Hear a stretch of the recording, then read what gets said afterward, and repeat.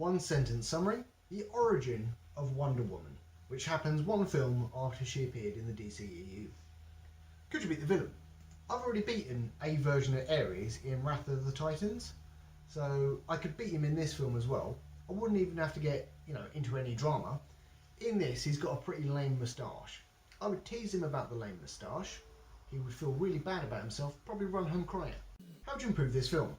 So Diana sees an old photo from World War One and starts reminiscing about events that happened years before that photo was taken, which is very odd. Where is Themyscira? You'd imagine it's somewhere in the Mediterranean, but there's an armadillo, which is a creature from South America, walking around, as well as peacocks, which I believe are Indian. So that's strange. Hippolyta says, your mother, the Amazonian queen, led a revolt. So she's talking about herself there in third person. She seems stable. Why do all mentors who are teaching kind of fighting fights in films, similar to this, beat up the main character? That was loud. Beat up the main character and then say, again! Keep an eye out for that. It happens all the time. What exactly are the Amazons training for, if not to go to war? So they do all their training, and then there's a chance to be like, hey, look, there's a bloody world war going on. We should probably step in. They're all like, nah, it's not for us. And then it turns out all their fancy training not very good against guns. It's almost like they didn't know guns existed, which makes a lot of sense because they've been, sectioned off from the rest of the world for like 5,000 years. But apparently they also know modern languages. So surely they have got people going out into the world and, bringing back intelligence. Who was that random Amazonian woman that shouted, no, when Diana's aunt, whatever her name is, dies? So she was really like, oh my god, no. But I don't think we'd ever seen her before. So Steve Trevor, the spy, I'll come back to that in a minute. But yeah, he steals a book from Dr. Poison, and then he's casually making his way out of the building.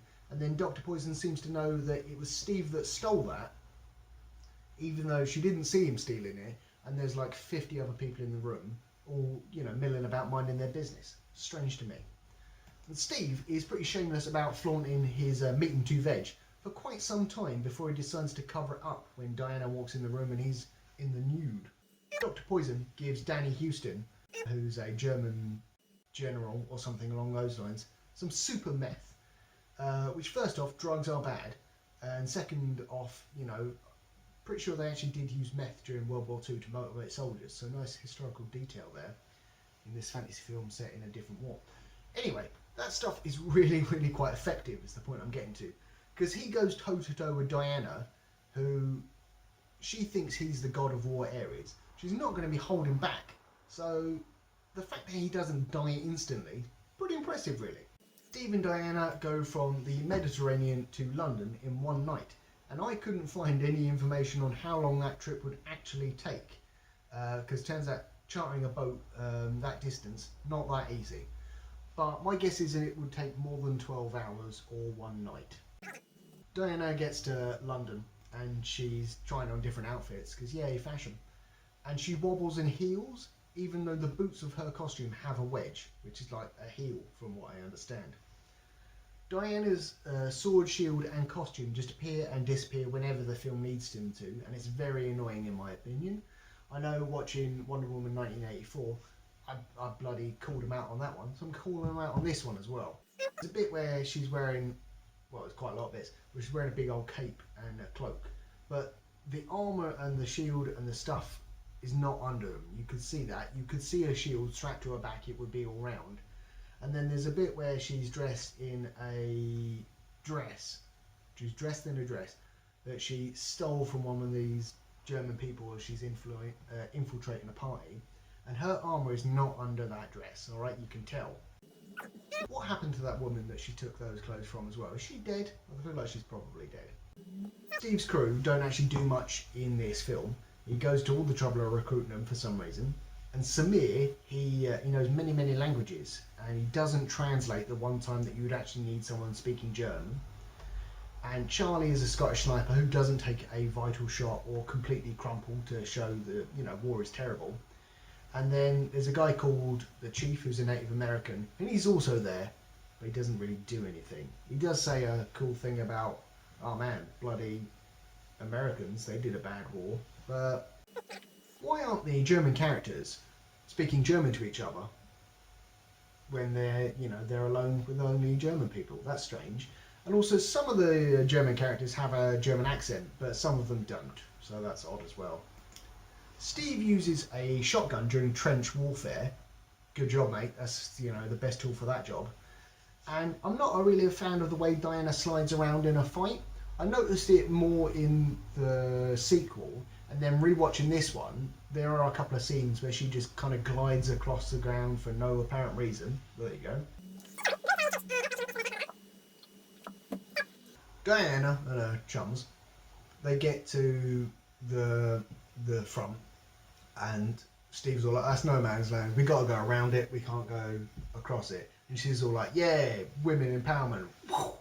Throws off her cape, and she's wearing her Wonder Woman outfit, and she charges across no man's land.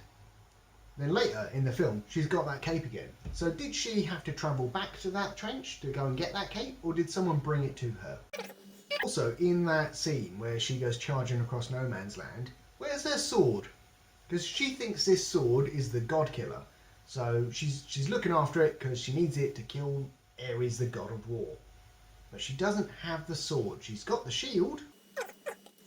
Speaking of that sword, Danny Houston, he's dancing with Diana, and he's got his hands on her, obviously because they're doing a waltz or something. I feel like he definitely would have been like, the fuck is that? Have you got a sword tucked down your back? And no one who can see the top of the sword pointing at the back of her dress is like, why has she got a sword? Someone call security. Diana says that she would argue that the civilians don't know how to dance when, Amazons do. Number one, we've not seen any Amazons dancing. Prove it. Number two, these people have been through enough. Stop being mean to them, Diana. Steve is wrong in that same scene, where he says people don't, he says like, oh, people like to get up, have breakfast, go to work. In my experience, no one wants to go to work. I'm sure there are some people in the world who have a passion for their job, but most people don't. You got to go to work because you got to pay bills and stuff. Diana doesn't know that she's a demigod, but correctly assumes that she will survive the poison gas. So she runs into this town and everyone's dead. She's all like, oh my god, I'm so sad. And then how long is she, moping around in that town full of poison gas sad? Because as soon as she leaves, Steve's crew have found Danny Houston, and he was travelling to a different location, and it's night time now. I would assume that fancy party they broke into before going to the town and then finding Danny Houston, I'd assume that party is kind of evening time, but it's night time all of a sudden, and then I'm pretty sure at the end of the film, like, dawn is breaking. So there you go. There is no blood. Danny Houston is stabbed with a sword. Feels like there should have been. And Steve says, we're all to blame for war. And Diana replies, not me. And she's probably killed a dozen people in the last 24 hours. So I don't think you're as innocent as you think you are. Wind defeats the lasso of truth in this film, and it also sort of defeated the lasso of truth in the climax of the last film as well. And Diana has Steve's watch on her during the CGI nonsense bullshit battle at the end of the film, and that thing must be made out of titanium, because she's getting trucks thrown at her and she's getting whipped around all over the place, and it is not smashed into 1,000 pieces. Diana stops projectiles being projected at her with a kind of telekinesis power thing that we have never seen before and will never see again in these films.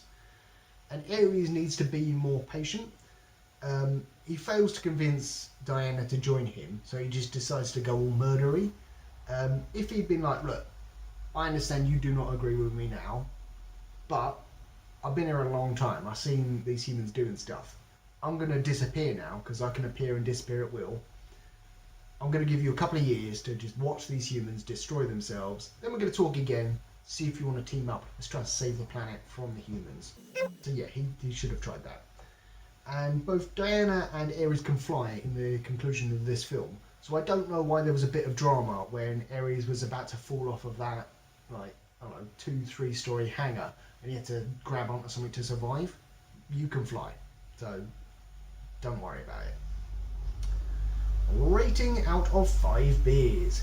In fairness, I was going on about it when I reviewed the last film, or the next film in the series, whatever you want to look at it.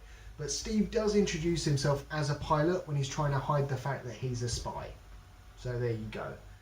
And well done to that German soldier who almost hit Diana with a mortar as she was running across no man's land, because that is an amazing shot. And well done to that German soldier who got Diana's shield out of her hands for a few seconds before dying horribly. Because again, she's a demigod, so he did really well for a normal dude. Anyway, I would give this 3 beers out of 5.